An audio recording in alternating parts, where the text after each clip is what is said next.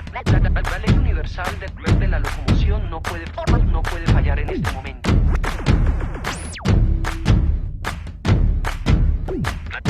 Let's get started. Moving, all the people moving. One move for just one dream. Bienvenidos a Vibra Verde, el programa dedicado a la naturaleza, a impulsar y promover la calidad de vida. Ideado y producido por la Fundación Espacios Verdes, cada martes por Vorterix San Luis, te invitamos a conectar con la energía viva del planeta. En Vibra Verde tendrás noticias, entrevistas, información, inspiración. Súmate a Vibra Verde, donde cada episodio es una semilla de esperanza y acción.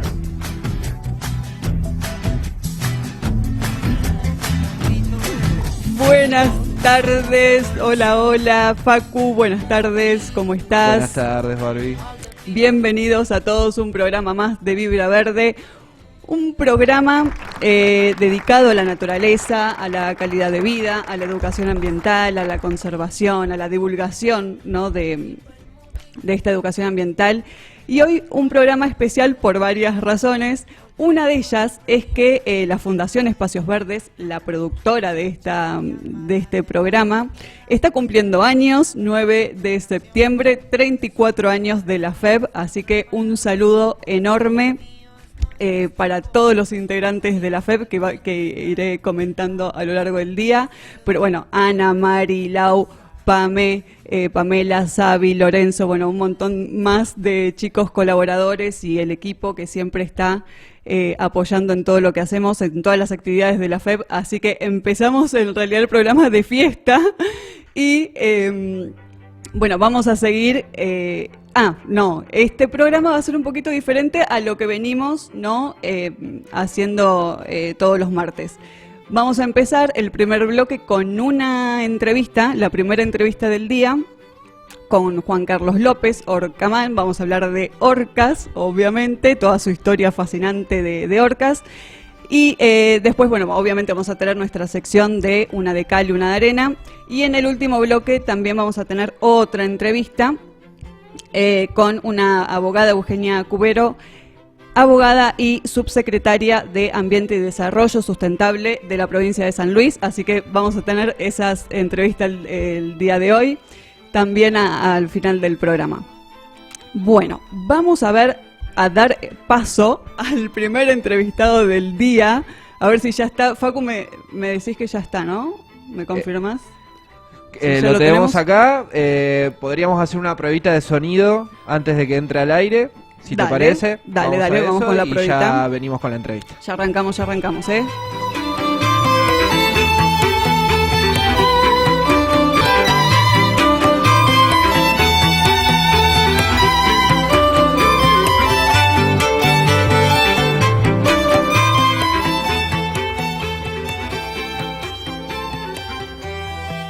Y acá estamos. Ahora sí, esto creo que algo les está diciendo.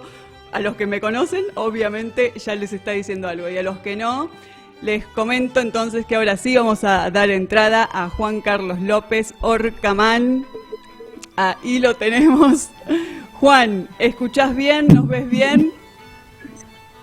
Yo te escucho perfectamente y te veo bien también, sí. Excelente. Bueno, ahí chequeando lo último, ¿no? Las conexiones.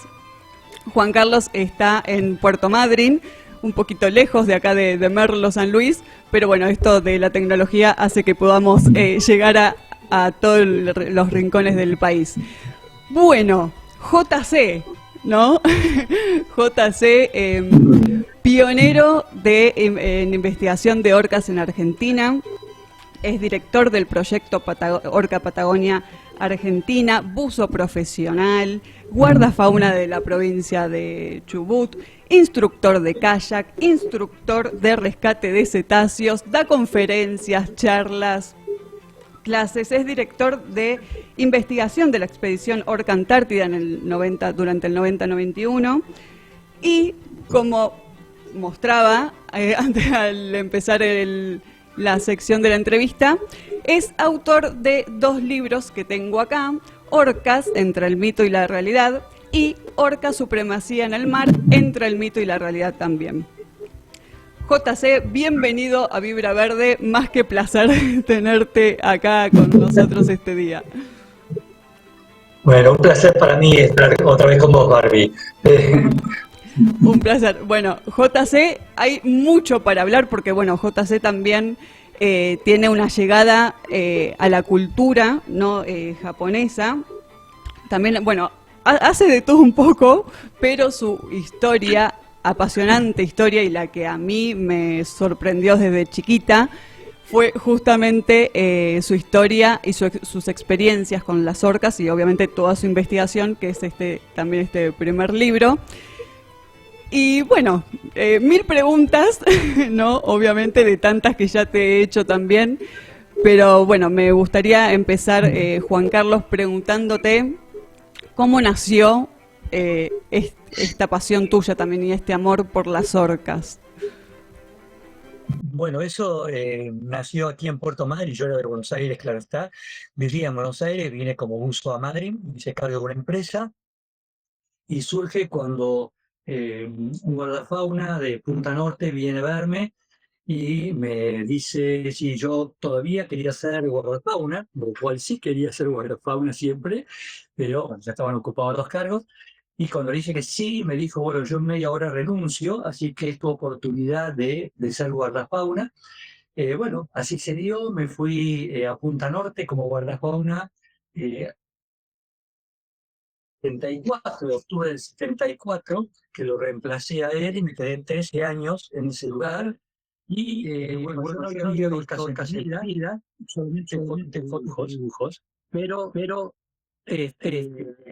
armaba el ron, pero bueno, en definitiva, comencé a ver otras en Punta Norte y ahí comenzó mi pasión por ella. La pasión y todo lo que vino después, ¿no? Tantas cosas que has hecho con las orcas mismos y para ellas, ¿no? Para su conservación y para que la gente también empiece a entender un poquito más de este animal que muchas veces se lo tomaba y se lo sigue tomando también como ballena asesina, ¿no? Que nada que ver. Sí, claro. Y eso pasó porque, bueno, yo cuando las vi por primera vez que estaba hablando con un turista y me decían de golpe 7 orcas a respirar en superficie, me quedé paralizado, no sabía de qué se trataba eso que estaba viendo. El otro guardafauna me dijo, esas son las orcas que vos querías ver. Bueno, no dormí en toda la noche, imagínate mirando por binoculares, buscando, si las veía de vuelta pasar por el lugar. Yo digo siempre que, bueno, ellas llegaron a mí y no solamente tomaron mi corazón, tomaron mi alma, tomaron todo. Por eso, cuando me di cuenta que los turistas hablaban de ballenas asesinas, y el otro guardafauna me dijo, esto va pasando siempre. eh, y bueno, decidí que había que hacer algo, ¿no? Evidentemente. Yo no podía creer que ese animal tan maravilloso podía ser un animal asesino, así que comencé a tomar datos, impulsado por Roger Payne, un gran investigador de ballenas muy famoso a nivel mundial, que falleció hace poco, que me dijo, tenés que empezar a trabajar con ellas, tomar datos. Vivís en Punta Norte, no tenés que estar un tiempo, tu casa está aquí en Punta Norte, sacarse del gobierno, claro, como guardafauna, y tener todo el tiempo del mundo para poder verlas. Así que, bueno, comencé a tomar datos y eso fue el 8 de enero del 75. Digamos que comenzaron los estudios de orcas en la Argentina. Nunca, nadie había trabajado con orcas. Fue mío el pionero trabajo de investigación de orcas en Argentina. Ahí le puse el nombre del proyecto Orca Patagonia Antártida porque tenía pensado ya en ese momento de algún momento ir a la Antártida, el cual después lo hice. Y bueno, empecé a intentar identificar las orcas en forma individual. Era todo un conflicto porque no sabía cómo hacerlo. No había a quién preguntarle, ahí dependíamos del correo, no estaba el celular famoso, la computadora, eso no estaba. Así que era solamente escribir. Luego empecé a dibujar las aletas de las orcas, la montura, la mancha blanca que tiene detrás de la aleta dorsal. Y bueno, y así comencé a trabajar con ella y hice un método de identificación que para mí era bueno, era lo que yo tenía, que era justamente la forma de la aleta dorsal y la montura, la manchita blanca que tienen detrás de la aleta dorsal, que vi que eran diferentes en todas. Ajá. Así que bueno, hice un catálogo de identificación, que empecé a ponerle un código de números, no a las orcas, sino sobre una carpeta, y ahí empecé a colocarme nombres también. La primera, Bernardo, Mel, Des, Lorna, Rita, bueno, nombres que me fui colocando para reconocerla mejor. Y bueno, fue el primer trabajo que se llevó a cabo en Argentina y lo continué durante 13 años. Ahora hay otros investigadores que están continuando con la nueva tecnología, los drones, cámaras con tremendo tele, todo lo demás que yo no contaba con eso en ese instante, ¿no? Después con cámaras fotográficas y teleobjetivos sí, pero bueno, eh, todo fue por un esfuerzo enorme, considerando que yo no era biólogo, yo no hice una carrera de biología, había estudiado sí arte durante muchos años, dibujo, pintura, escultura, grabado, todo eso, que me sirvió para hacer ese catálogo de work, ¿no? Esa identificación a través de los binoculares y los dibujos. Así que, bueno, así comenzamos y bueno, noté sí con los turistas que había que trabajar mucho en educación. Así que después de 30, cambiando la mentalidad siempre con respecto a los animales, eh, decido de la madre que había trabajado más en las escuelas. Recién lo hice, dicho toda la escuela, profesor de cultural de ciencia, donde trabajo también en el tema fauna, reservas ornísticas, parques nacionales y Antártida como temas fundamentales y rescates, Ajá. que era la especialidad mía. Así que bueno, eso fue un poco así un rápido. Claro, Como, muy rápido. ¿Cómo comenzaste? Y muy rápido, porque sí, la verdad que es increíble todo lo que has vivido. También con ello, bueno, como recién comentabas, el no tener esa tecnología en esa época que vos empezaste. Mira, ni me quiero imaginar lo que hubiera sido con la tecnología de hoy, vos en ese momento. Sí, sí, la verdad que sí. Pero así todo, bueno, como dibujante, te las ingeniaste para ir reflejando todo lo que veías en el mar, en esa inmensidad desde la costa a la orilla. Qué increíble. bueno, Patricia se sorprende, hace un rato estábamos hablando con gente acá, se sorprende de cómo yo hice toda la zona de las restingas, esos casi 300 metros de restinga que quedan en Punta Norte cuando baja la marea, Sí. cómo ponía dibujado en las carpetas la forma de las restingas, las distancias, las profundidades de los canales de esas restingas también, que lo hice caminando en María Baja sobre la restinga, ¿no? Tomando con metros, tomando con plomadas las profundidades que tenía para saber por qué no entraban las orcas en uno y en otro así. Todo lo que ahora haces un paso con un dron y listo, ya lo tenés, todo. En segundos nada más, sentado en una reposera tomando mate. Yo tardé semanas y semanas en doblar eso, que ahora cuando veo las fotos y veo el dibujo, digo, ah, mira, no te vas a estar equivocado, ¿eh? No, no, no. Y de hecho, han sacado de tus ejemplos, de lo que vos ya tenés, habías conseguido, bueno, de ahí han sacado patrones, ciertos patrones, ¿no? Para seguir sumándole la tecnología, ¿verdad? Pero partiendo de tu base. Sí, fíjate que cuando Bernardo Bursi, que es el asesor científico mío de Estados Unidos, trabajando con delfines en el Golfo San José, viaja de nuevo a Estados Unidos, se va a Noruega a un congreso internacional, se encuentra con un investigador, Michael Vick, famoso, hay que ponerse cuando se habla de él, que si bien falleció en el 91, estando yo en la Antártida, intenté comunicarme por radio con él y me avisaron que había fallecido. Vic es uno de los grandes investigadores de orcas en Canadá. Y cuando Vic daba por primera vez su trabajo con orcas de 3 años ya, que lo grabó, y explica en ese momento en ese congreso, perdón, que la forma de identificar a las orcas, y era por la pluma, el led y la montura. Ajá. Bernal, luego del Congreso, le dice, hay una persona en Control que en la península Valdés, en Patagonia, ya en el fondo de todo, que hace el mismo método, tiene el mismo método, usó el mismo método, sin saber que usted existía, sin tener comunicación, sin nada. Y yo lo conozco después, él me manda su trabajo inmediatamente, sin publicar aún, me lo mando para que lo vea, lo lea.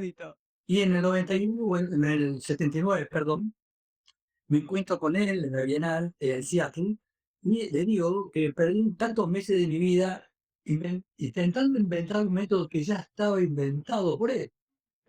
Y riéndose, me pone el nombre y me dice, por suerte fue así, porque estamos los dos juntos ahora en esta Bienal. Yo no sabía que habías nacido, vos tampoco, y yo había nacido, menos de que no me conozcas, y inventamos el mismo método los dos.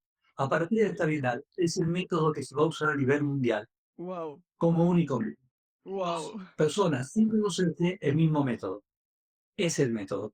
Y bueno, y así es.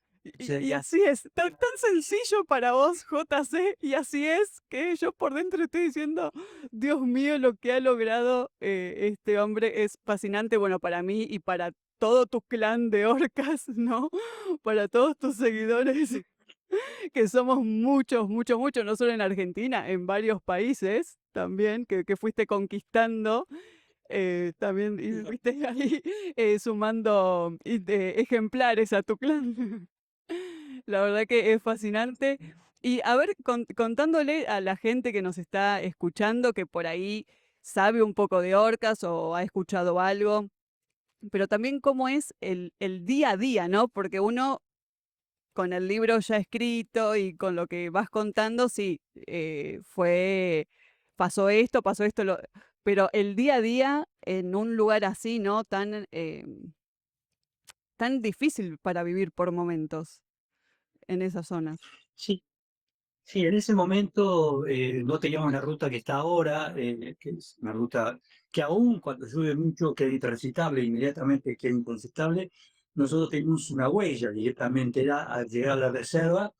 Ahora vos salís de Madrid, ya hace 100 kilómetros de asfalto a Pirámide y ahí 75 de Ripio a Punta Norte, y llegas de Madrid allá, llegas hora y media, 2 horas, 2 horas, 2 horas y algo, ya estás cómodamente en norte. Yo he llegado a tardar 4 y hasta 6 horas en llegar a Punta Norte en esa época, con lluvias, camino muy complicado. Y lo otro es como vivir en una estancia. Vos tenés que controlar los alambrados, el estado del lugar, al baño público, siempre que es en todos lados donde el humano usa el baño, pues es una gran actividad. Y allá era un dirigente permanentemente en el lugar, no una hosita, una casita para los Claro. donde pueden entrar por el sol de la tuya, las aguas altas, vías. Yo estaba en esa casa, pero podía en las casas de la quería ya estar en el mirador, estaba casi 14 horas por día en el mirador, al intemperie, lluvia, sol, viento, El clima que toca. el clima de Patagonia, ¿qué viento es? Si no hay viento, me mudé de lugar, como no hay viento. Patagonia es viento, y la tierra y todo lo demás. Pero, y además la guardia para ver orcas. Yo tenía 14 horas diarias de mirar el mar a ver si aparecían por algún lado las orcas, porque no aparecen todos los días. La gente ahora pregunta, ¿a qué hora pasan las orcas? No, un colectivo. Las orcas pasan cuando quieren. Recorren distancias enormes, están libres, por suerte no están en acuarios, no están en esos lugares tétricos que dicen que son educativos y no lo son para nada, porque no es educativo un lugar que muestre algo que está cautivo, que se le quitó a su familia. En este caso, teníamos que hablar con toda la gente que llegaba, porque era fundamental eso. Y además, yo tenía en ese momento una de mis hijas, tengo 3, pero la más chiquita, Sí. tenía 9 años, nada más era muy chiquita, así que era educarla en ese ambiente. Viniendo yo de Buenos Aires, pasando en el Jockey Club de Buenos Aires, teniendo vivía en pleno barrio norte, me vine para acá y bueno, fue la decisión más feliz de mi vida y la época más feliz fue haber sido guardafauna realmente. No lo Si dudo. bien siempre digo yo siempre digo que era más feliz y es un algo que lamento también. Porque el momento de que haya que tener el mundo guardaformas o guardaparques con la oscuridad, la naturaleza del hombre, que el hombre no la daña. Qué Eso es paradoja. lamentable, ¿no? Eso es muy lamentable. Sí, sí, sí, sí. Y, y bueno, eh, es lamentable, pero bueno, gracias a vos y con tu gran trabajo, no solamente como investigador de orcas, sino tu compromiso con la educación y llevar esto que nos estás contando, sobre todo a los chicos. Bueno, empezaste con tus hijas, por supuesto, pero también lo llevaste a las aulas, Sí, haciendo... sí, sí, sí. Sí, dando clases, lo llevé a las aulas por la municipalidad, Ujú, como profesor del Club Municipal de Ciencia y Tecnología. Hacíamos salidas de campo, hacemos recorridos, limpieza de playas, campañas, una campaña que se hizo que fue muy importante en un momento donde Argentina sabíamos que iba a votar a favor de la Casa Ballenera, ujú, se nos había avisado eso. Entonces hizo una campaña del Club Municipal de Ciencias, surgió esa campaña, donde se pidió a todas las escuelas de Madrid cerrar un día, un par de horas la escuela, una hora, ujú, ir a la playa y todos los niños de las escuelas de Madrid, cuando se logró hacer eso, fueron kilómetros de playa, de niños tomados de la mano para interrumpir el pulso del adulto hacia el mar para no matar ballenas, para no contaminar. Eso se logró hacer, y también la policía, prefectura, ambulancia, bomberos, todo para darle seguridad, porque había que sacarlos. No, los chicos, los policías me dicen, ya, el problema de esto es que cuando terminan las clases, los chicos se paran, van para todos lados. claro. Permite por eso que se vayan todos juntos, hacia una sola dirección. Que el tránsito no atropelle a ningún chico, que no se cruce el mar, claro. Bueno, se hizo todo un operativo impresionante y además, frente a la playa de Madrid, hicimos con marea baja el dibujo de una ballena de casi 15 metros de largo, por tanto de ancho, proporcionalmente a un cuerpo de ballena. Ujú. Le hicimos el contorno, el dibujado en la arena, y los niños de jardín de infantes se fueron poniendo en la anilla que habíamos dibujado y se armó una ballena con los chicos de jardín de infantes, el contorno de esa ballena. O sea que yo viajé, viniendo por la municipalidad de Buenos Aires, a eh, hablar con las autoridades que tienen a su cargo el tema de ballenas y Cancillería, en ese Ujú. caso, llevando una caja con todas cartas, dibujos y cartas de los niños de Madrid, Sí. pidiéndole a la Cancillería que se pusieron los pantalones largos. Ay, Que eran chicos, pero que ellos se pusieron los pantalones largos para votar en contra de una matanza comercial. Eh, y se votó en contra de la matanza comercial. O sea que es algo que quedó históricamente en Madrid bueno, nosotros fascinados porque la decisión que tomamos de pronto fue aceptada por todas las directoras de las escuelas y se concretó, ¿no? y se concretó, y gracias que se concretó una acción más tuya, JC, que nos deja tanta enseñanza y ese respeto por lo que por ahí no llegamos a conocer tanto, obviamente, pero sabemos que sí, sabemos que son esos seres que necesitamos respetar y cuidar, proteger. Me gustaría, JC, que nos compartas o nos cuentes alguna historia de las 1.000 millones que tenés sobre encuentros con orcas, finalmente. Tu Mira, relación con las orcas, porque vos tienes una relación muy con orcas.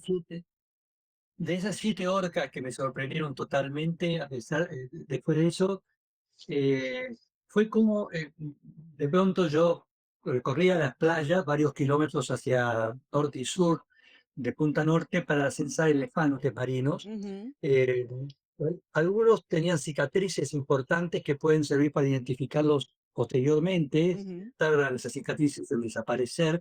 Entonces, o tomar fotos o tomar dibujos. de esos animales y contar cuántos habían en la zona. Y de golpe, cuando aparecía un grupo de orcas, me empezaban a seguir. O sea, se ponían paralelo a la playa, un lado de la otra, y yo iba caminando con el grupo de orcas al lado, el agua, claro está, íbamos caminando, y un día se me ocurrió, y cuando yo paraba, porque veía un elefante con una marca, para empujar o lo que sea, ellas se quedaban en el lugar, sacaban la cabeza en espionaje, cuando sacan la cabeza fuera del agua para mirar, Ujú. y se quedaba. Y un día decidí cambiar 100 metros para atrás de vuelta, lo que hacía, y cuando retrocedí, dieron una vuelta y vinieron otra vez conmigo. Entonces, cuando jugué el lugar parado un ratito, volví otra vez para donde yo iba antes, volvieron conmigo de nuevo, y cuando intenté volver otra vez para atrás, bueno, lo que iba a imaginar, lo que iba a pasar, soplaron, así, muy fuerte, como enojada, diciendo, flaco, decidite, va por un lado, va para el otro, y se fue. Y me di cuenta de que cuando sucedía eso, no volvían por varios días. Era como que se ofendía. Entonces decidí yo no hacer 2 o 3 pasadas. Y otra vez sentado en la playa, estaba comiendo un sándwich, me había llevado dando por un sándwich, tenía que caminar muchísimos kilómetros, volver caminando en el pedregullo por muchos kilómetros, y aparecieron las orcas, y un macho enorme, eran 7 orcas, que fue el primer grupo que se me apareció en esas 7 aletas, eh, sacaba la cabeza haciendo espionaje y mirándome. Entonces yo escuché del piso, cuando saca la cabeza y me queda mirando, aplaudo 3 veces y digo, muy bien, estas estupideces que hace uno, muy bien, ves que yo le decía, ves, y él queda, baja, saca la cola, la caudal, la aleta caudal, normalmente le dicen cola, pero es aleta caudal, y 3 veces en la superficie. Y ahí me quedé medio como que yo hice 3 veces y he dicho 3 veces. Entonces, cuando vuelve a mirarme, hago una cantidad de aplausos. Él se suma, él que saca la caudal y empieza a pegar en la superficie igual. Así que decidí no hacerlo por segunda vez, por tercera vez, para que no se ofendan. A ver si se enoja de nuevo. Eran muy interesantes de esa interacción entre orca conmigo, ¿no? También por esas caminatas, estarían cansados de verme, además, siendo de un lado para otro siempre. Pero, y eso terminó también en el 89, cuando con BBC de Londres se solicitó un permiso especial para intentar filmarla bajo el agua. Puso el buceo con orcas, delfines, mamíferos marinos no estaba permitido, no sé, con lobos marinos aquí en Chubut, hablo, hay una ley. Se dio el permiso especial, entonces yo me sumergí con Paul Atkins, un experto en tiburones de Hawái, camarógrafo de la BBC. Nos sumergimos en el norte, lejos de la zona de público, ahora está con los guardafaunas observando de la costa, para intentar filmarla bajo el agua y a su vez saber qué reacción tenían con el man. Porque siempre se habla de ese maldito nombre ballena asesina, Claro. que el nombre proviene de los vascos, que en realidad ellos cuando cazaban ballenas en Vizcaya, en 1700, 1800 y algo, le pusieron a las orcas asesinas de ballenas, no ballena asesina, asesinas de ballenas. Claro. Pero cuando llegan las flotas de habla inglesa, se encuentra con ese nombre, asesina de ballenas, y lo pasan al inglés y queda ballena asesina. Y ahí cambia todo. Sí. Entonces, la idea era saber si cuando nosotros metíamos que ellos estaban intentando capturar lobos marinos y no podían porque se les escapan, y se van a hacer la otra lobería a intentar lo mismo, entre medio de esas dos loberías, quedar nosotros a 4 o 5 metros de profundidad para tener visibilidad en el agua, el mar abierto, ¿no? Y ver también qué hacían cuando fue el profesor. Nos atacaban, nos comían, estaban con la comida, ahí la comida, o pasaban de largo. Así que lo hicimos, vinieron rápidamente a nosotros, se frenaron a 40 centímetros, se quedaron mirándonos con mucha curiosidad, dieron vuelta alrededor, se fueron, atacaron la otra lobería, comieron, volvieron a mirar, se fueron, y así lo hicimos 5 días. Y es cuando BBC, David Attenborough de la BBC, que era director, avisó a los equipos documentales del mundo lo que se había hecho, con un permiso especial, y por única vez estábamos vivos, nunca fuimos tocados, nunca fuimos amenazados de ninguna manera, nunca vieron la boca, nunca nos mostraron los dientes, nunca tocaron. y conocía a comer lo que comen normalmente. Así que se avisó a los equipos que no usen más cámaras al control remoto, jaulas, armas, nada. La huelga es un delfín y como tal, y altamente sociable con, o sea, siempre hay que tener precaución. Claro. Somos altamente sociables, pero no molestarlas, no meterse en su ambiente, dejarlas tranquilas, disfrutarlas donde están, y bueno, y así es ya como, bueno, te dije, como tantas veces, que es Meryl, está con lobo, bueno, la foto de abajo está con dos lobos en la boca, dos cachorros y la de arriba con uno, que es una foto con el chupero, que es la de parte y la inventación de ellas, ¿no? Ah, sí, dos lobitos a falta de uno, digo, o sea, con uno solo no le alcanzaba, había que aprovechar el varamiento. Sí, lo gracioso de esto es que el fotógrafo tomó la foto, que es un excelente fotógrafo, fanático, cuenta de este hallazgo. Después, cuando lo vio construyó un taca, tenía dos lobos. Que fue todo tan rápido, que el auto, que Saracnica y todo lo demás, y Mel era algo impresionante, y Bernardo, que era el hermano de Mel, que Bernardo es el que, que tiene la aleta con todo, que es un serrucho atrás, que bueno, ya esto es lo que yo nombro la identificación de la montura Ok. y la mancha por circundante que está encima del ojo. Que no es También el es como ojo, la huella del tumor. que No muchas es el ojo, preguntan si es el ojo. chiquito y esto de antes. Pero no es el ojo. La gente dice, ¿qué ojo grande? Y dice, no, no, no es el ojo. Y se usa los cortes que a veces presentan esta de la aleta dorsal porque el delfín no rellena el tejido en esta parte. Ujú. Si hay un corte, dando un ejemplo, tenía este que está abajo. Ajá, Este. Luego, Mel mordió la aleta de Bernardo y le arrancó este pedazo. O sea que pasó a ser como un unitario de serrucho ya directamente, claro. pobrecito. Pero y Mel muere en el 2011, ya se dejó de ver definitivamente, pensamos que bueno, ya había cumplido 52 años aproximadamente de la tope, 50 años más o menos en los machos, y desapareció en esa edad. O sea, lo que queda de Mel es ahora en el cocentro de Puerto Madryn, es un edificio dedicado a la educación sobre el mar. Queda la imagen de Mel hecha en Estados Unidos, se mandó a hacer, tamaño natural, exactamente tamaño natural, está colgado en el techo, Ajá. es una maravilla ese trabajo que he dicho, y es la réplica exacta del Mel. Y como el 16 de marzo desapareció, yo le solicité al gobierno de la provincia que habría que hacer algo con respecto a eso. Sugirió y bueno, aceptaron. Y Ujú. se declaró el 16 de marzo el Día Provincial de la Orca en Chubut. O sea que Ok, digamos que el 16 de marzo tuvo que ser ave en la temporada de orca en Chubut claro. en homenaje a Mel, la orca y al primer trabajo de investigación que hice a través de ellos, porque fueron de los primeros que yo identifiqué. ¿Mm? No, no, la verdad, JC, es, bueno, yo cada vez que escucho estas historias, una y otra vez, no importa la cantidad de veces que las escuche, me vuelve a entusiasmar, me vuelve a apasionar, no solamente sobre orcas, sino también escucharte a vos. Y, y todas esas historias que está contando, que nos está contando muy amablemente JC Orcaman, están por supuesto en sus libros. Bien, y la verdad que yo cuando leí el primer libro, ¿no? Este de JC, yo no lo conocía a JC. No o sea, tenía la imagen acá del libro que sale, pero no lo conocía, yo estaba en Buenos Aires. Pero les puedo asegurar que aunque no lo conozcan, los transporta, ¿no?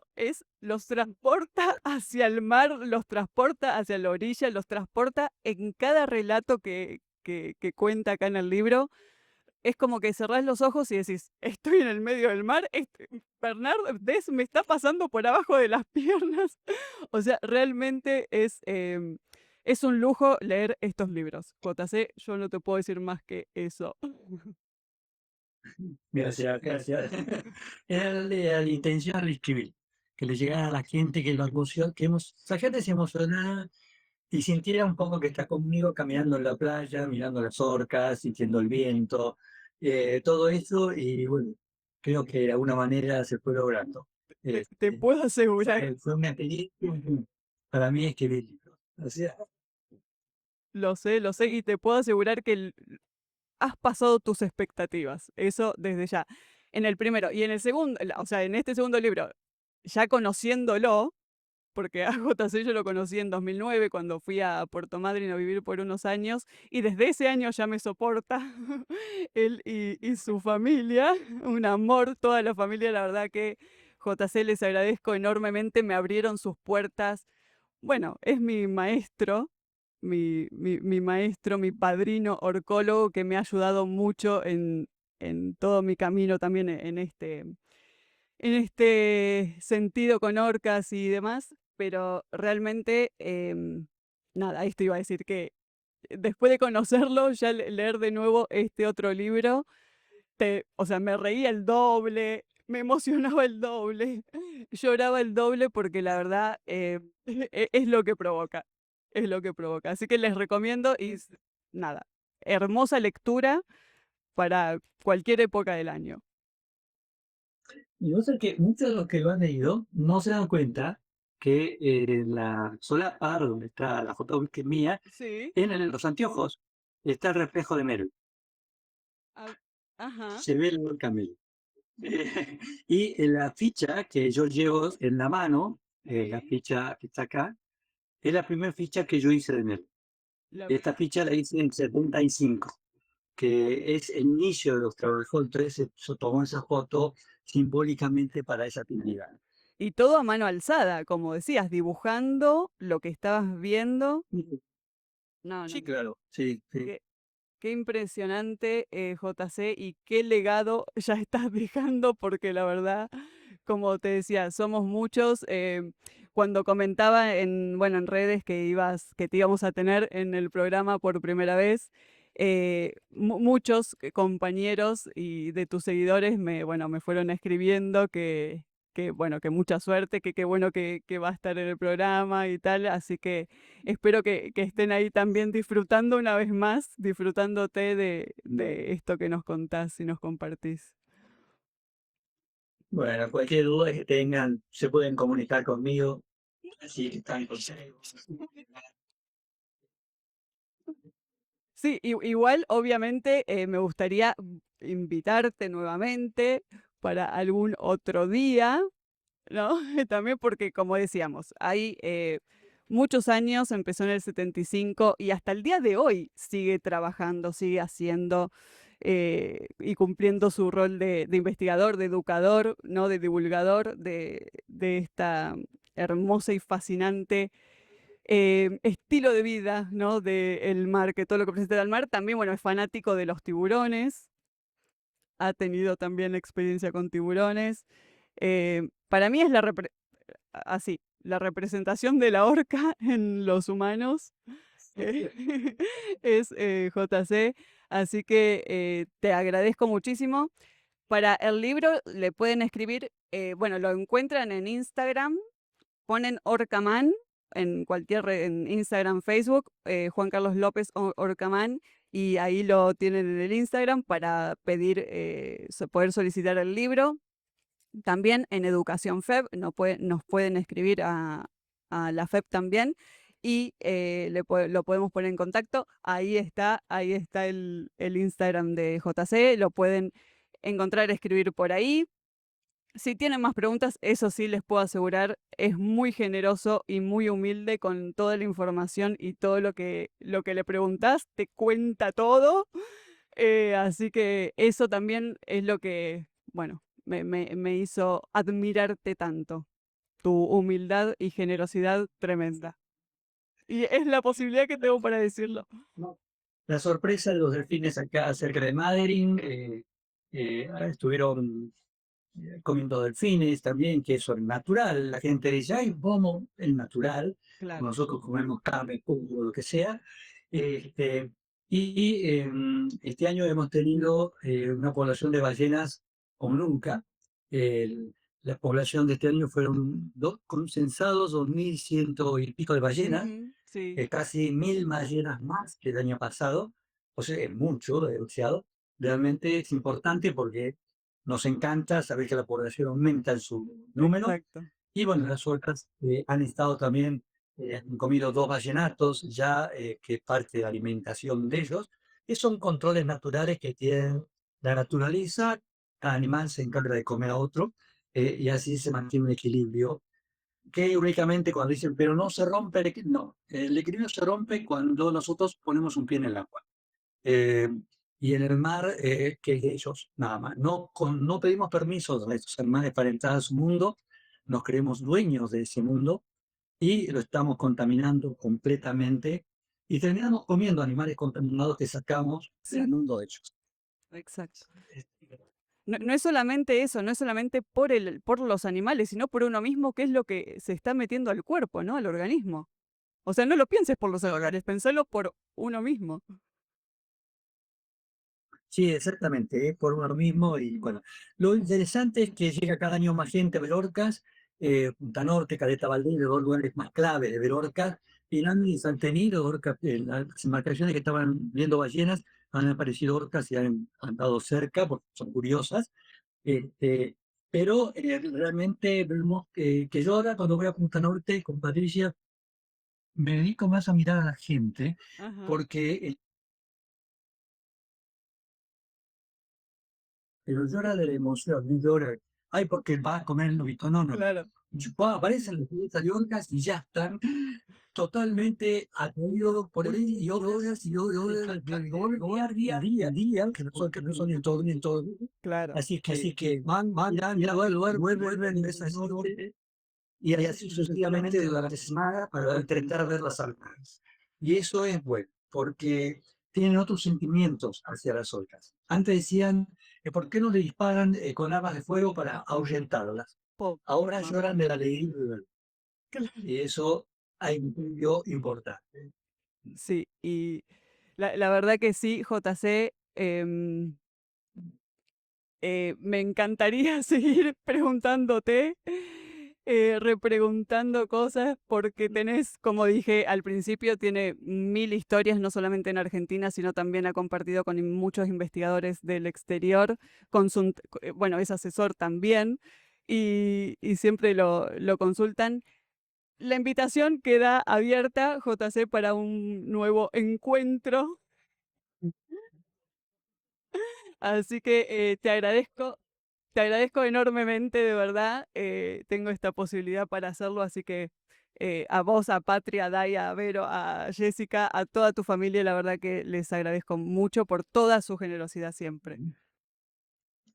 Bueno, gracias a vos, porque siempre estás atenta a todo esto y con vos misma y con tu programa en este momento estás ayudándonos a conservar aquello que se está destruyendo tanto, que es nuestro planeta. Y es nuestra única casa. Así que por ahora, ella cuidado mucho. Así es, así es. JC, genio, gracias totales.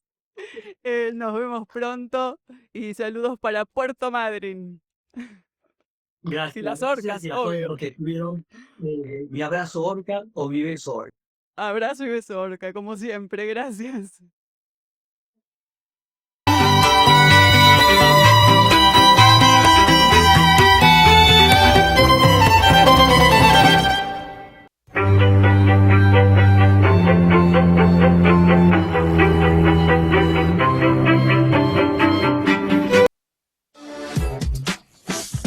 No te vayas, ya regresamos. Vorterix. Seguimos en Vibra Verde.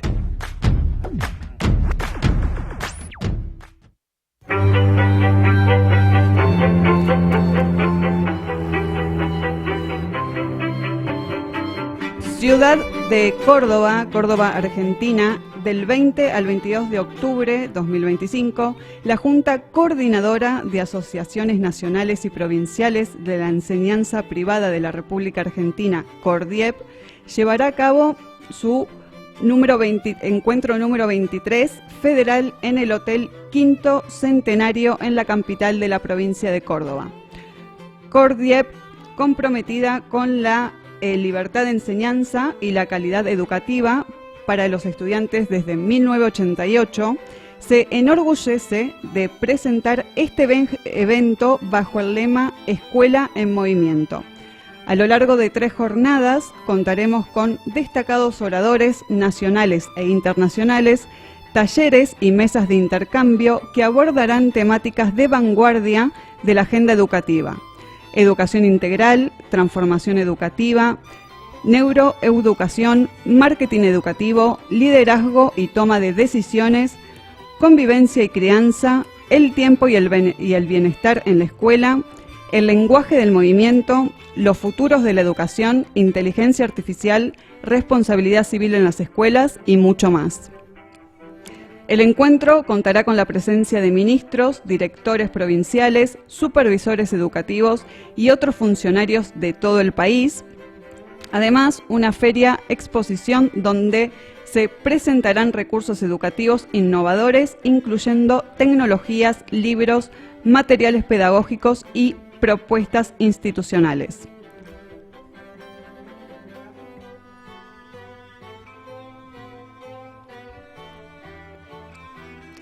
PROME es una empresa que trabaja con las instituciones educativas de todo el país. Sus siglas significa Protección Médica Escolar y ya tienen 50 años trabajando para la educación. Desde hace 27 años llegan a directivos y representantes legales con su diario Momento Educativo, formato tabloide en forma gráfica, comunicando artículos de interés con normativas actualizadas en educación de gestión privada, lanzamientos de eventos, aniversarios, entre otros. Desde hace 3 años asumió el cuidado del ambiente utilizando papel NAT, papel natural, un papel fabricado 100% con fibra de caña de azúcar, 0% de fibra de árbol y 0% blanqueadores químicos. PROME, al igual que CORDIEP, nos acompañan también en la FEB y son sponsor de nuestra revista Reza desde hace 4 años.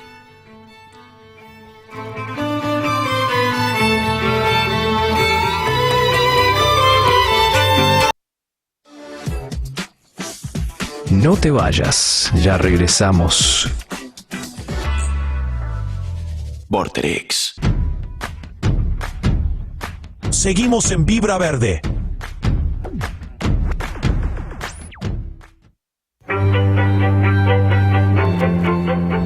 Y seguimos por acá en Vibra Verde, programa especial de cumpleaños de la FEB. Otra vez saludamos a todo el equipo de la FEB desde hace 34 años que vienen impulsando, ¿no?, la educación ambiental, la conservación, la protección, de lo que vimos también con Juan Carlos, ¿no?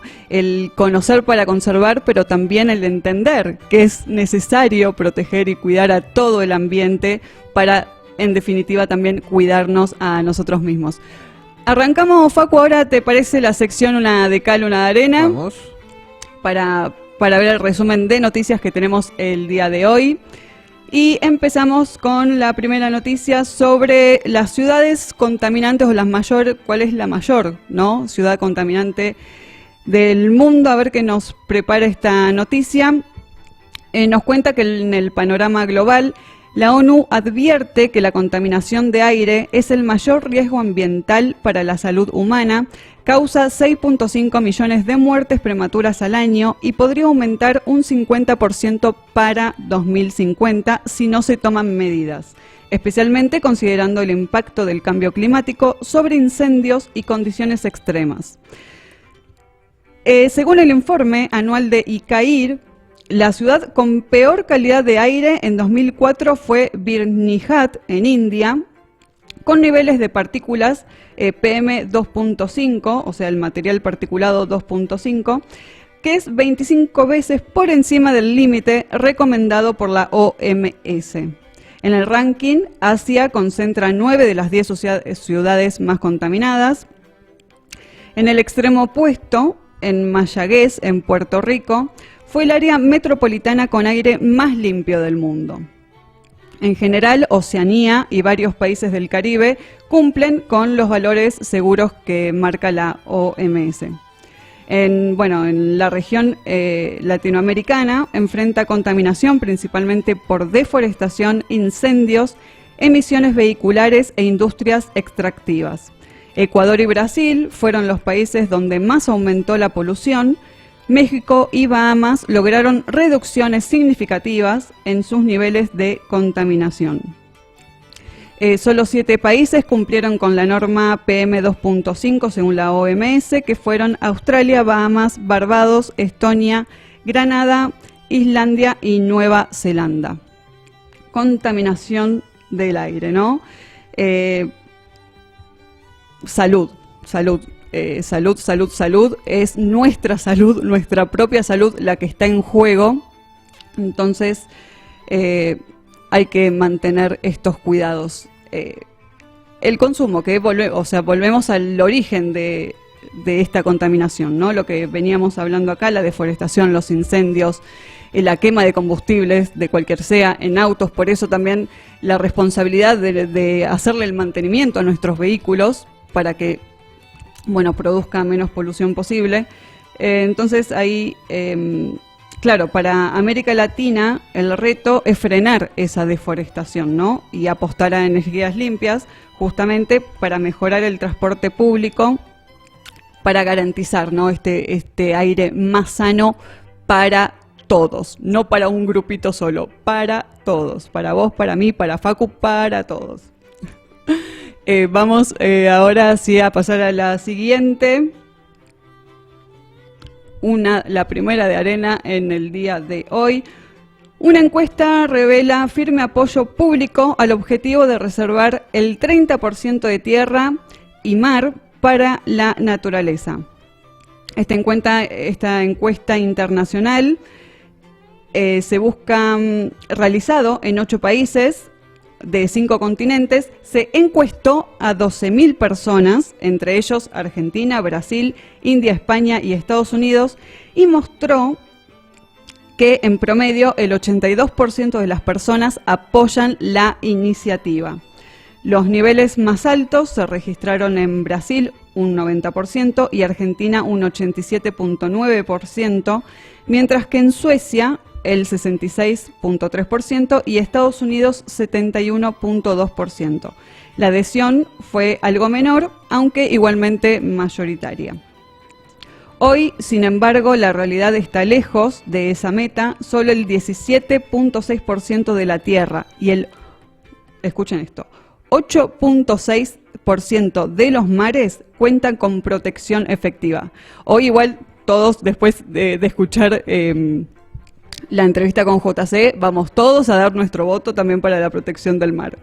Y esto significa que los gobiernos deberán acelerar medidas en los próximos 5 años para cumplir el compromiso asumido en el Marco Mundial de Biodiversidad Kunming-Montreal de 2022.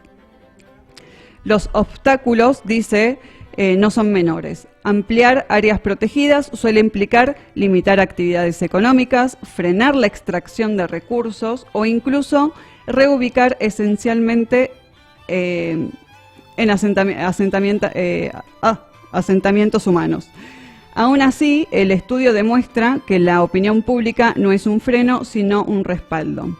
¿Y qué vemos con esto entonces? Que hay un amplio consenso social a favor de proteger la naturaleza, y yo sé que cada día estamos siendo más personas que estamos a favor de la protección y el cuidado de la naturaleza, aunque también del desarrollo económico.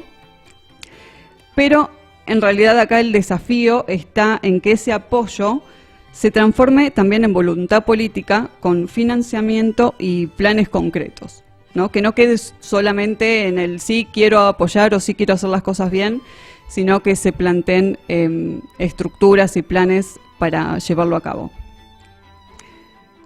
Vamos a pasar ahora a la segunda de Cal,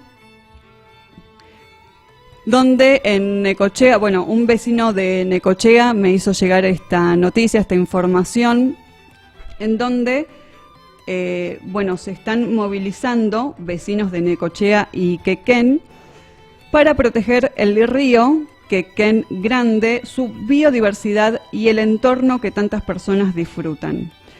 Hay un proyecto de instalación de una maltería en la ribera de Quequén y bueno, los vecinos, por supuesto, lo que quieren, lo que piden, lo que exigen es un río vivo, un paisaje protegido y una comunidad comprometida con el cuidado de la naturaleza. Y es por ello que solicitan reubicación de la maltería, sanción de un nuevo código de planificación que contemple la realidad actual de Necochea y Quequén, proteja al medio ambiente y garantice el desarrollo sostenible. Claro está, y acá un claro ejemplo también de no ir en contra del desarrollo, no ir en contra en este caso de la maltería, es pedir que se traslade, que en vez de hacerlo acá, que se haga más allá, para proteger justamente la naturaleza que es también de esas personas dueños de la maltería. La ordenanza de zonificación vigente data de 1981, cuando la ribera tenía otra realidad. Hoy es un espacio urbanizado de recreación, deporte y turismo que resulta incompatible con la instalación de una industria de gran escala. Quienes viven, pescan y practican deporte o disfrutan de la ribera tienen un derecho y debe de participar en su cuidado.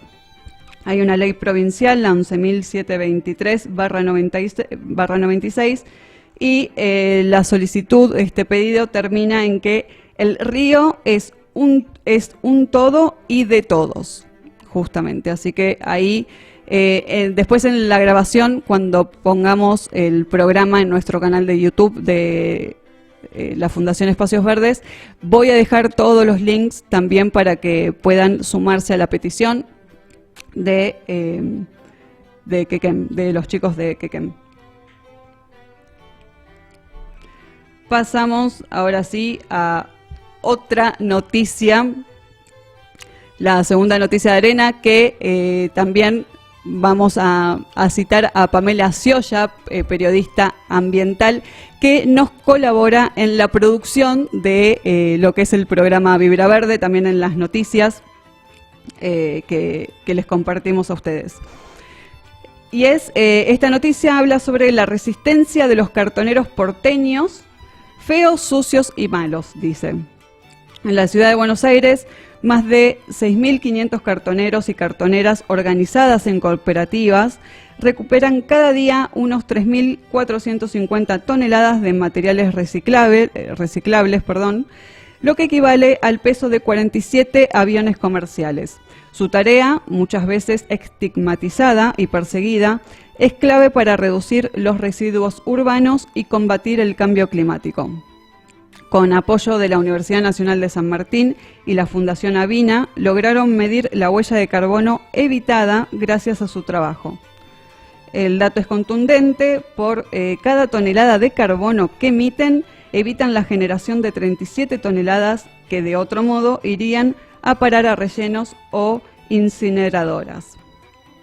La verdad que sí, es muy importante su trabajo, su labor.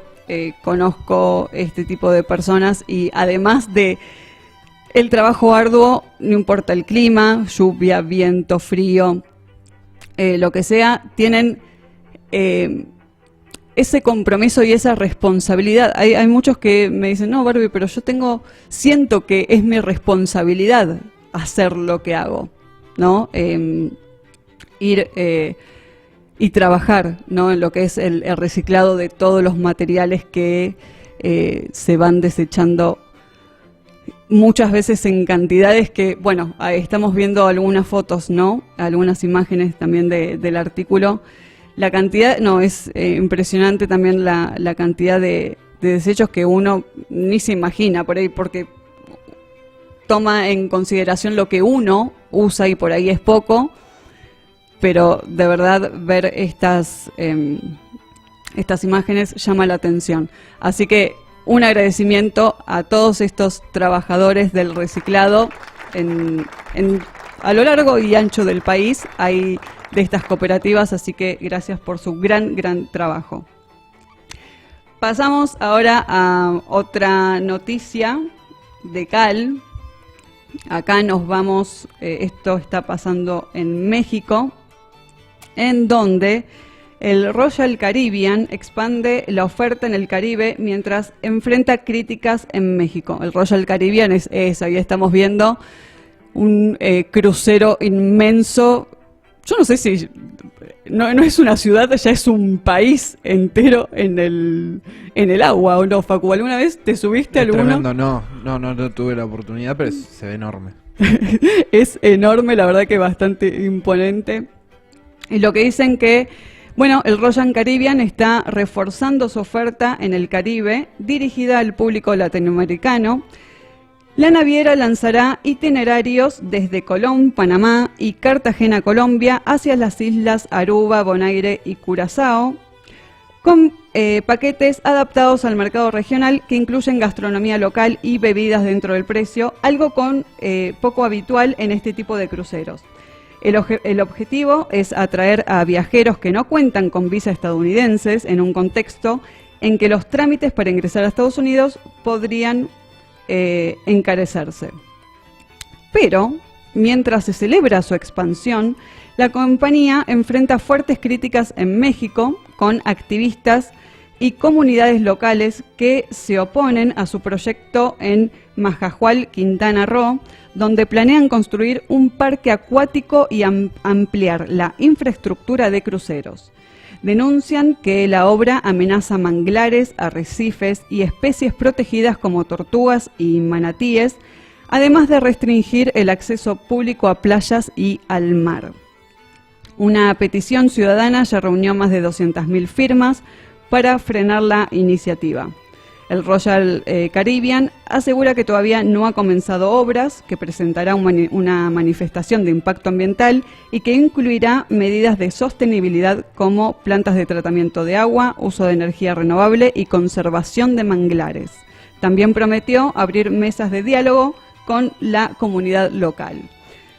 Bueno, es un poco también lo que estamos buscando, ¿no? Que den ese lugar a los lugareños sobre todo, porque claro, el turista va una semana, 15 días como mucho, bueno, no sé cuánto es el viaje de crucero, sí.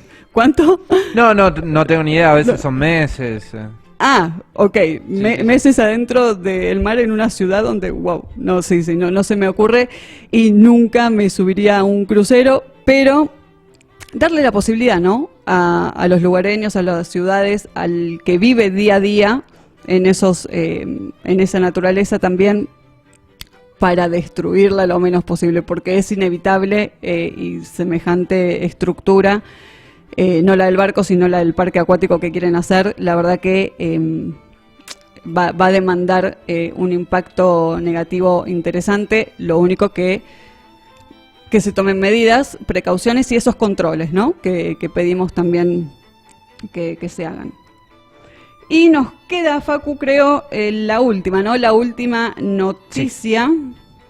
Hay una noticia más de arena, una noticia linda, que nos dice que hay un fallo histórico. La Corte Suprema ordena el cese de la actividad petrolera en el Parque Nacional Calilegua, donde la Corte Suprema de Justicia de la Nación dictó un fallo histórico que ordena el cese definitivo de la actividad petrolera en el Parque Nacional Calilegua en Jujuy. La sentencia, dice, obliga al Estado Nacional, al gobierno provincial y a las empresas involucradas a implementar un plan de cierre y remediación ambiental con plazo máximo hasta el 31 de diciembre del 2030. El parque, creado en 1979, protege más de 76.000 hectáreas de selva de yungas, uno de los ecosistemas más biodiversos de Argentina, hogar del yaguareté, la taruca, el águila poma y cientos de especies de aves, mamíferos y anfibios. Organizaciones como Greenpeace, comunidades indígenas y guardaparques celebraron la decisión tras más de una década de denuncias por la explotación ilegal dentro del área protegida. La nota dice que el fallo dispone que la Administración de Parques Nacionales supervise el plan de recomposición, que incluye clausura de pozos, restauración de suelos y control de contaminación. Además, responsabiliza solidariamente al Estado por los daños ambientales. Se trata de un precedente clave en la defensa ambiental en Argentina, que busca garantizar que Calilegua, joya natural de las yungas, quede libre de petroleras y recupere su integridad ecológica. Una vez más, lo está diciendo la ley, ¿no? No es solamente el activismo, la comunidad, los pueblos indígenas que están pidiendo. La justicia se está dando cuenta de estos problemas que se nos vienen para todos y entonces está actuando en pos, ¿no?, de solucionar esos problemas. Sí, creo que también por una demanda, ¿no? Más allá de esto de la visión de la justicia, me parece que también hay mucha gente que está combatiendo por esto y está generando esa conciencia. Eso es lo que me parece súper rescatable, ¿no? Y que se vea plasmado, obviamente, en la gente que tiene el poder para cambiar esas cosas. Sí, y ahí está nuestra importancia, claro, ¿no? La importancia del ciudadano común, del que habita en estas ciudades y las que no también, porque recién en la noticia anterior estamos hablando de Necochea y nosotros podemos colaborar también con los ciudadanos de Necochea firmando, por ejemplo, la petición. ¿Por qué? Porque el río sí de Necochea, pero también nos pertenece a todos, a todo ser humano, así que no importa eso, también no importa, obviamente que cada uno en su localidad va, como decía Facu, ¿no?, va a ir demandando debidamente lo que corresponde en ese lugar, pero también el ir colaborando con ciudades vecinas, provincias vecinas, países vecinos, y así sucesivamente brindando el apoyo por un solo objetivo común, que es cuidar al planeta entre todos, no entre todos los merlinos nada más, no, entre todos los seres humanos. Así que ese es el mensaje también que queremos brindar y compartir con esta hermosa noticia. Ya hay jurisprudencia ahora también con esta noticia, así que no te digo de lluvia de demandas, o sí. Sí, ¿por qué no? ¿Por qué no? Claro, ¿por qué no? ¿Por qué no? Lluvia de demandas, pero bueno, ya tenemos este tipo de fallos que en los que se pueden basar para, bueno, seguir actuando y impartiendo justicia como lo están haciendo. Vamos, Facu, a una pausita. Vamos y volvemos con más Vibra Verde.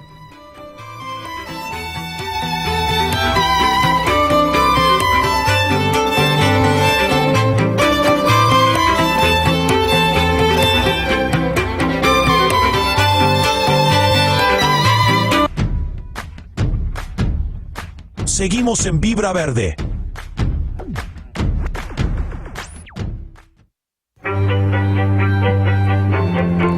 Continuamos con el programa de Vibra Verde, el programa de hoy dedicado obviamente a la FEB y todo su gran equipo por sus 34 años que estamos cumpliendo el día de hoy. Con Facu, mientras esperamos unos minutitos más para conectarnos con Eugenia, con nuestra segunda entrevistada, les vamos a ir compartiendo algunas noticias, actividades también que van a estar pasando en estos días y en estos meses. Acá estamos viendo la proyección del documental Ocean más conversatorio en Cava. Este próximo 11 de septiembre a las 18 horas en el Mamba se proyectará Ocean, un documental que revela la riqueza de los océanos y el impacto de la pesca de arrastre en los ecosistemas marinos. Tras la proyección habrá también un panel con especialistas de organizaciones ambientales que debatirán sobre la conservación marina, ¿no? Áreas protegidas, esto que decíamos, ¿no? De la pesca de arrastre y el futuro del mar. Entonces es el jueves 11 de septiembre, o sea, mañana miércoles, no, pasado mañana, a las 18 horas en el Museo de Arte Moderna de Buenos Aires, el MAMBA. Hay un link de inscripción también, lo vamos a dejar en nuestro canal de YouTube también, en el programa de hoy cuando lo subamos. Bueno, ahí ya lo están viendo, el formulario de inscripción, pero van a tener acceso, luego les compartimos el link por el programa. Bueno, van a estar los disertantes, algunos de ellos, Milko Mariano Schatzman, no sé si lo pronuncié bien, encargado de asuntos marítimos del Círculo de Políticas Ambientales, Andrea Michelson, coordinadora regional del Foro para la Conservación del Mar Patagónico y Áreas de Influencia, y Juan Couset, activista, coordinador de investigación y actividades con la comunidad de Sin Azul No Hay Verdes en Chubut. Repetimos, el jueves 11 de septiembre, 18 horas, en el Museo de Arte Moderno de Buenos Aires. Estoy un poquito lejos para ir, pero bueno, después me engancharé con los contenidos que vayan publicando, ¿no? Que vayan compartiendo ese día. Pero a los que están por ahí cerquita, una buena actividad para seguir aprendiendo del océano, del mar, y seguir conociéndolo y seguir motivándonos las ganitas de querer protegerlo y cuidarlo. Vamos por la otra noticia, la otra actividad. Las jornadas de educación ambiental cumplen 15 años y queremos que sea una celebración. El programa es el 27 de septiembre de 9:30 a 10:30 horas en el Jardín Botánico Arturo Ragonese. Un encuentro de actualización en educación ambiental. Destinatarios, bueno, personas adultas, representantes de organismos de la gestión municipal, provincial, nacional, docentes de organismos del sistema educativo formal, alumnos de nivel terciario, representantes de ONGs, investigadores, profesionales y público adulto interesado en educación ambiental. Y bueno, los estarán acompañando el Club de Observadores de Aves, Coabicho, Facultad de Agronomía de la Universidad de Buenos Aires, Fundación Espacios Verdes, Comité de Cuenca del Río Reconquista, Club de Observadores de Mariposas, Red de Anfibios de Buenos Aires, Universidad de Flores, Municipio de Ituzaingó y Municipio de San Miguel. Ahí, bueno, estarán este 27 de septiembre de 9:30 a 10:30 en el Jardín Botánico Arturo Ragonese. A 13:30 es la... Ay, ¿y yo qué dije? 10:30. O sea, una hora. Claro. O sea, en una hora, ¿qué vamos a hacer? Facu, gracias. No, Gracias por por decirme eso. 9:30 a 13:30. No sé qué tengo en la cabeza. Se me chispoteó el cero. Bueno, estamos ahora sí, a ver si Eugenia ya está conectada. Veamos, ¿está conectada? Sí, ya la tenemos en comunicación de a poquito. Ahí ya está entrando. Está entrando para ya dar comienzo a esta entrevista, este momento que vamos a tener con la doctora María Eugenia Pérez Cubero, para hablar un poquito de ambiente, participación ciudadana, políticas públicas en San Luis, en esta provincia. Ahí no sé si quedó Facu. A ver. Ya estamos ahí, le pedimos que active el audio cuando pueda y ya entramos ahí. Dale. Ahí le estoy Listo. contando. Ah, ya está activo. Perfecto, entonces le podemos dar paso a María. Hola María, buenas tardes. María Eugenia, buenas tardes a Vibra Verde. Hola, buenas tardes, Bárbara. Un gusto estar acá, compartir con ustedes. Buenas tardes a vos y a toda la audiencia. Muchísimas gracias por la invitación. Un placer tenerte. Gracias por tu tiempo. Te voy a presentar brevemente, si querés, antes de comenzar a charlar. Doctora María Eugenia Pérez Cubero, subsecretaria de Ambiente y Desarrollo Sustentable de la provincia de San Luis, abogada, especialista y máster en Derecho Ambiental, doctora en Ciencias Políticas, especialista y magíster en Derecho Ambiental del CONICET y la Universidad Nacional de San Luis. Bienvenida, Eugenia. Bueno, muchas gracias. No hace falta tanta presentación, pero sí, coordinadora general de la Secretaría de Estado de Ambiente de la provincia. Ajá. Bueno, ahí quedó como subsecretaria, pero coordinadora general. Ok, vamos Solo para aclarar, pero está perfecto. Aclarar eso, bien, gracias por la aclaración. Bueno, Eugenia, me gustaría empezar a preguntarte si fue casualidad entrar o guiarte para el derecho ambiental y dedicar tu carrera en torno al ambiente, o ya era algo que querías dedicarte a esto. Bueno, muchas gracias por la pregunta. Siempre es interesante hacer como el recorrido de cómo uno llega a ciertas problemáticas y a ciertos interrogantes.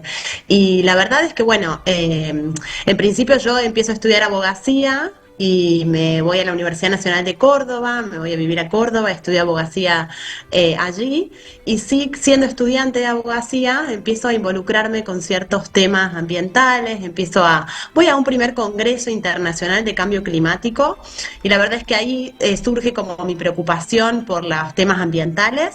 Era un congreso que se organizaba en la ciudad de La Plata, y era un congreso que estaba organizado por la Facultad de Ciencias Químicas, entonces tenía como un fuerte contenido de ciencias duras, por decirlo de alguna manera, y ahí empecé como a visibilizar la necesidad de las ciencias sociales en la problemática, y creo que fue el impulso que tuve de empezar a conectarme con grupos de investigación y grupos de trabajo que estuvieran trabajando en relación a la temática ambiental, y así es como me vinculo con equipos de investigación que actualmente sigo vinculada a esos equipos de investigación que trabajan derecho y política ambiental.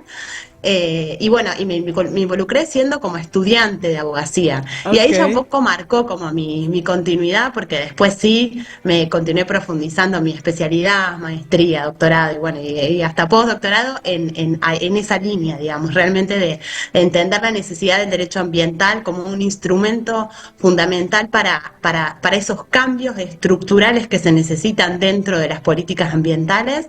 Y bueno, y creo que empezamos ahí a tejer redes de trabajo y a tejer conexiones institucionales e interinstitucionales que por ahí nos van ayudando a fortalecer esos vínculos.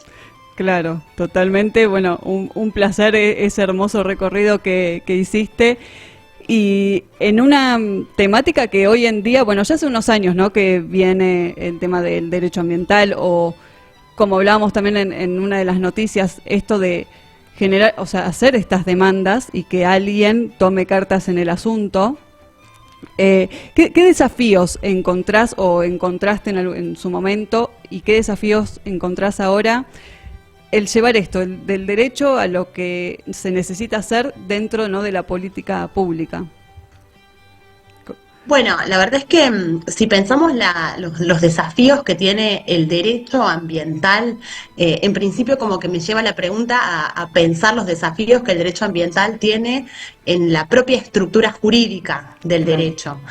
Cómo el derecho ambiental ha ido ganando terreno como una rama del derecho que a su vez siempre decimos que ha transversalizado al resto de las ramas del derecho, porque la verdad es que el derecho ambiental cruza al derecho penal, cruza al derecho civil neto, cruza al derecho administrativo, cruza al derecho tributario.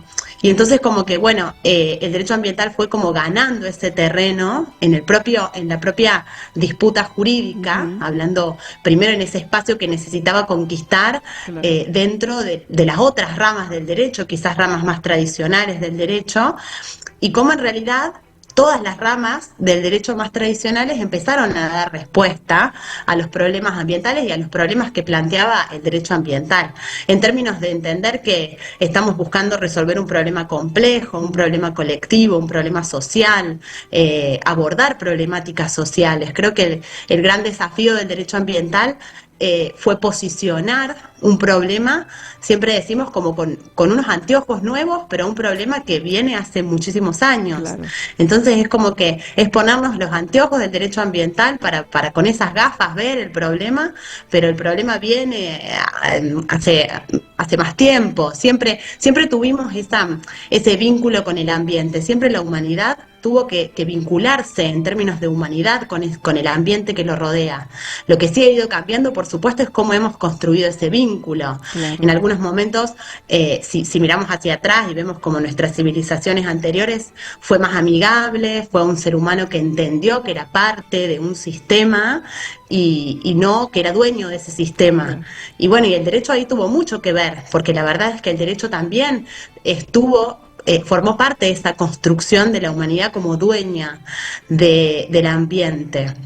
En el derecho penal es bastante interesante ver cómo el ser humano era dominus de todo lo que lo rodea, y eso tuvo que ir cambiando, y el derecho ambiental vino como a romper esa lectura, entendiendo que bueno, que ya no somos dueños, sino que somos parte de un ambiente, entonces tenemos que cuidar ese ambiente del que somos parte, y las discusiones que continúan en el derecho ambiental en la actualidad, Ajá. y es como ese paso que continúa, que son los derechos de la naturaleza.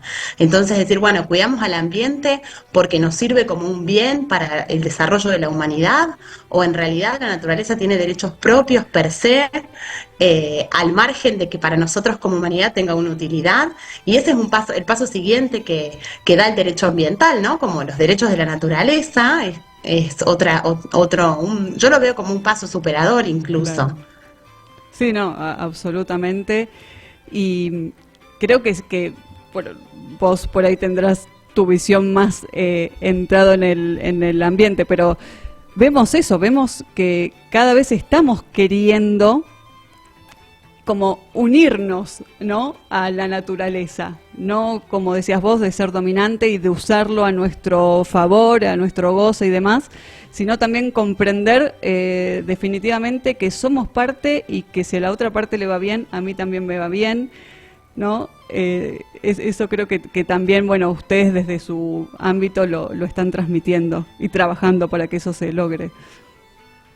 Claro, hay algo de eso, hay algo de entender que al ser parte, es como que es la mirada de la complejidad, entender que las partes componen ese todo, y para que ese todo funcione, las partes tienen que funcionar. Claro. Entonces es como, por ahí la humanidad fue hacia tal fragmentación del conocimiento, y entendimos el mundo de manera tan fragmentada, que eso nos llevó a una evolución en la ciencia, no hay duda, pero también hoy tenemos como el desafío inverso, que es volver a entender la complejidad y la importancia de esas partes en esa mirada como compleja. Es como siempre pensar en el caleidoscopio, ¿no? Y cómo vamos cruzando y vamos viendo esas imágenes, pero en realidad la completitud de todas esas imágenes nos constituye, si lo vemos en términos de ambiente, nuestro ambiente actual.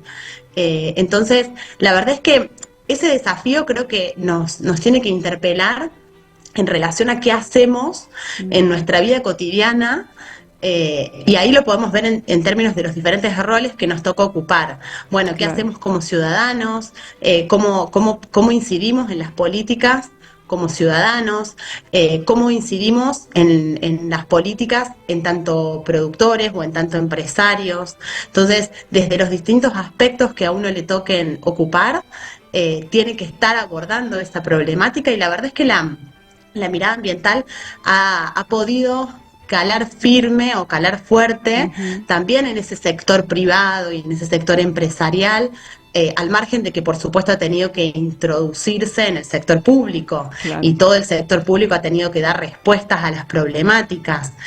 Y ahí como que por ahí digo, con algo que me quedó en tu pregunta anterior, que era como, bueno, los desafíos del derecho, ahí también digo, los desafíos del derecho ambiental están tanto en los poderes ejecutivos al momento de tener que ejecutar políticas públicas, pero también están en el Poder Judicial al momento de tener que hacer cumplir esas leyes, Claro. en el caso de que el Ejecutivo no las cumpla, como que creo que el derecho ambiental siempre es interesante ver cómo juega la democracia, cómo en realidad, bueno, si un poder no ejecuta la política, cómo está la posibilidad de que el otro poder, que es el judicial, avance en cuestiones que, bueno, que es cumplir la normativa. Entonces, bueno, en el derecho ambiental estamos como en ese vaivén de tener una legislación muy robusta y tener que trabajar en las políticas de efectividad y de implementación de esas normas. Claro, y con lo que estás comentando y lo que me mencionabas anteriormente, el involucramiento, ¿no?, también con el ciudadano, como decías, pero también con otras organizaciones, fundaciones, universidades, ¿no?, otras instituciones, que también somos parte, o sea, en instituciones, pero somos parte de la sociedad, y que es necesario esa unión, ¿no?, entre todos los ámbitos. Sí, completamente. Súper interesante ese punto que traes, porque, mira, nosotros, yo después de hacer, por ahí vuelvo un poco a lo personal, pero después de hacer ese recorrido de formación, yo vuelvo a la provincia de San Luis, vuelvo a la ciudad de Villa Mercedes, que es de donde yo soy, y allí empecé a construir muy desde una mirada local, porque la verdad es que es una ciudad dentro de la provincia, una red de información y de educación ambiental que justamente tenía como ese objetivo,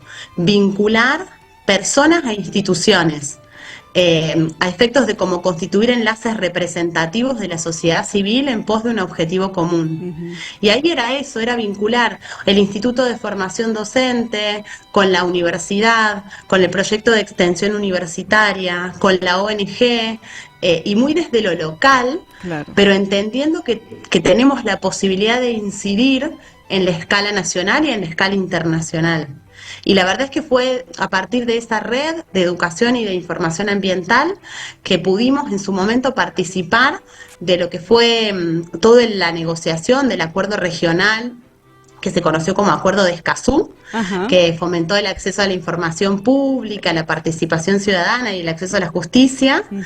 Y como red, desde un aspecto como muy local, como digo, pudimos participar en ese proceso regional, y creo que se empieza a construir como ese ida y vuelta de cómo tejer esas redes de trabajo, que son redes de trabajo, Claro. redes de difusión, de información, pero también de contención en un punto. Cómo pudimos incidir en una agenda internacional, que luego esa agenda internacional incide en la propia localidad, ¿no? Como que hay un ida y vuelta en esa construcción. Sí, y me quedo con esa palabra también que decís, construcción, ¿no? Y construcción en conjunto, que es eso también lo que entiendo que hace falta, no solamente obviamente en San Luis, sino en todas las provincias de Argentina, en todos los países inclusive, esa construcción en conjunto con la mirada, como decías vos también, por el bien común. Y bueno, trayendo esto de la unión entre universidades, formaste parte de las jornadas RESA, también que sucedieron ahora. También habías participado en otras jornadas como docente también, ¿no? Sí, claro. La verdad que con las jornadas RESA me involucré en este contexto, en esta red de educación ambiental, que ya más o menos hablamos como de 10 años, se constituyó hace como 10 años, y desde que se constituyó empezamos a vincularnos con todos los actores que estaban trabajando la temática ambiental, y puntualmente la educación y la información ambiental, como dos instrumentos claves dentro de la problemática. Y así conocí la Fundación Espacios Verdes, así conocí las jornadas RESA, y me involucré, claro, como docente, como directora de esta red de educación ambiental. Y actualmente, bueno, en esta oportunidad este año nos tocó participar y acompañar como parte de la Secretaría de Ambiente, pero entendiendo que es justamente parte de esa construcción como colectiva, colaborativa, en la que en definitiva nos toca de acuerdo al momento en que estemos, ocupar diferentes espacios, pero lo interesante es que ya hay una red construida y constituida que nos ayuda como a traccionar determinados temas. Y eso es como lo más importante, porque la verdad es que una de las fortalezas que tienen las jornadas RESA es entender ese involucramiento colectivo en el abordaje del problema, porque desde la propia denominación está inscripta esa responsabilidad socioambiental. Hay algo de que tenemos que aprender a construir de manera como colectiva y colaborativa. Y la verdad es que cuando hablamos de resolver, por ahí sí lo tengo que traer a la gestión actual, y digo, bueno, hay problemáticas puntuales, como problemáticas que tenemos en todo nuestro país, que es la problemática de residuos, que podemos decir basura o residuos, de acuerdo a de dónde lo estemos mirando. Y la verdad es que es una problemática central en la que hace falta la educación ambiental, porque nosotros abordando la educación ambiental estamos incidiendo en la comunidad. De lo contrario, siempre decimos que podemos invertir en máquinas, podemos invertir en tecnologías, pero no estamos llegando al origen del problema, que es social. Entonces, como que el abordaje de la problemática, por ahí para traerlo en términos más prácticos, es un abordaje social. Y ahí apuntan las jornadas RESA, ¿no? Como a entender que hay una responsabilidad social y socioambiental, y que esa responsabilidad se construye desde lo educativo. Sí, absolutamente. Y que sigue, porque las jornadas RESAs no es que, bueno, fueron 3 días, pero se continúa también, ¿no? Trabajando después durante el resto del tiempo con esos proyectos que van surgiendo, con dudas, imagino, porque después de las jornadas, imagino que deben quedar con muchas dudas o muchos interrogantes. Entonces ahí es cuando sigue el trabajo, continúa el trabajo, esa construcción. Claro, sí, completamente. Hay una posibilidad que tienen estos espacios, que es conectarnos, vincularnos, posicionar ciertas temáticas. Y bueno, en el caso de la provincia de San Luis, en el rol que me toca ocupar actualmente, que es la coordinación general de la Secretaría, desde que asumimos este lugar, entendimos como la necesidad de impulsar la educación ambiental con un fuerte compromiso, y entonces a partir de allí armamos lo que se conoce o lo que hemos podido instalar como la Escuela Ambiental Itinerante, que es una política que busca justamente abordar la educación ambiental como en los 3 ámbitos, como en el ámbito formal, en el ámbito no formal y en el ámbito informal. Claro. Y entonces, bueno, las jornadas RESAs nos ayudan a como continuar esa política o esas políticas que venimos desarrollando en cada uno de esos ámbitos. Porque bueno, si hay algo que tiene la educación ambiental es que es un proceso de construcción permanente, claro, y que hay que sostener. Entonces, las jornadas RESA son oportunidades para impulsar determinados temas, y después, como muy bien lo decías, hay que sostener esos impulsos. Entonces, bueno, la forma de sostenerlos es con los talleres itinerantes que se hacen, ahora justo estamos también organizando y planificando con la Fundación Espacios Verdes una jornada de reforestación en áreas naturales protegidas de la provincia. Entonces, son diferentes tipos de acciones que se impulsan a partir de un momento que logra posicionar la temática. Sí, sí. Eso justamente me estaban comentando hoy las chicas de la FEB, lo que estás diciendo de la reforestación acá de la Reserva Mogote Bayo, ¿cierto?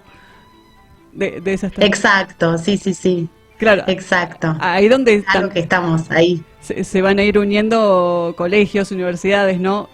Todos estos integrantes, estos actores fundamentales para esta construcción. ¿Qué decías? Totalmente, son esos espacios en los que vamos como fortaleciendo los vínculos que construimos. Nosotros, por un lado, estamos como llevando adelante estos talleres itinerantes para poder posicionar la problemática dentro de las escuelas, pero después también hacemos como un fuerte impulso a lo que son capacitaciones docentes, que ahí también creemos que como es fundamental, porque la verdad es que tener a los docentes como aliados es un trabajo multiplicador. Es como, bueno, entendemos la pedagogía de la educación ambiental, entendemos la didáctica y fortalecemos esas líneas. Bueno, un docente llega a como mínimo 30 estudiantes, porque la verdad es que llegan a más de 50. Entonces, si nosotros decimos, hacemos capacitaciones para 700 o para 1000 o para 2000 docentes, estamos llegando a un número mucho más superior a ese, y la verdad es que ahí es cuando empezamos a entender ese trabajo en redes, cómo se multiplica. Entonces, bueno, esa es un poco la dinámica, porque necesitamos que se multiplique el mensaje. Exactamente, Eugenia. Y bueno, nuestra misión, también uno de nuestros objetivos con este programa de Vibra Verde es llevar y expandir y amplificar este mensaje que también estás contando. Eugenia, te agradezco enormemente, la verdad que nos quedaríamos también charlando mucho tiempo más, se me ocurren como varias preguntas más. Me gustaría, no sé, que nos compartas un último mensaje que quieras dejar a la sociedad desde tu lado, también desde tu puesto que estás cubriendo hoy en día, un mensaje para la sociedad también en cómo deberíamos actuar. Bueno, mira, en momentos como el actual, en donde tenemos que continuar defendiendo nuestros bienes ambientales, y esto es hoy y va a ser siempre, hay momentos en donde tenemos que saber el valor que tienen los bienes ambientales y tenemos que entender lo que significa cuidar esos bienes ambientales. Por ahí también digo, en un contexto en donde Argentina tiene un crédito con el fondo, en donde la garantía de ese crédito son nuestros recursos naturales, también digo, son momentos en los que tenemos que estar muy atentos al valor que tienen esos bienes ambientales para nosotros, y en ese contexto me interesa mucho hacer hincapié en el rol que tenemos que tener como ecociudadanos, o ciudadanos ambientales, o ciudadanos del mundo, o ciudadanos del planeta. Es como que, digo, tenemos una responsabilidad real de defender los bienes ambientales como parte de nosotros mismos, ¿no? Ahí volvemos como a esas definiciones iniciales en las que empezamos diciendo somos parte de un ambiente, somos parte de un ecosistema y tenemos que defender esos bienes colectivos porque son parte de nuestra esencia también. Entonces ahí siempre me interesa rescatar ese rol de acuerdo al lugar que ocupemos en la sociedad. Como ciudadanos, por supuesto que tenemos que estar involucrados, pero no solo en no tirar un papel a la calle, claro, o en no dejar la canilla abierta, porque no me gusta quedarme en esas acciones que no trascienden, sino que digo, tenemos que entender cómo disputar las políticas ambientales, cómo disputar los mensajes, cómo disputar mensajes incluso de negacionismo. Entonces, ahí digo, entendamos nuestro rol como ciudadanos, pero nuestro rol de actores claves dentro de la defensa de nuestros bienes ambientales. Y ese es el concepto que me interesa resaltar de ecociudadanía. Absolutamente, Eugenia, de acuerdo. Y ciudadanos del planeta también, como nombraste. Gracias enormemente por tu compromiso y por tu tiempo acá con nosotros. Más que bienvenida a un nuevo encuentro en el programa cuando quieras también, desde ya. Bueno, muchísimas gracias, hermosa la entrevista, pudimos hablar de varios temas, así que gracias y por supuesto a disposición. Muchísimas gracias, te saludo a vos y también a toda la audiencia.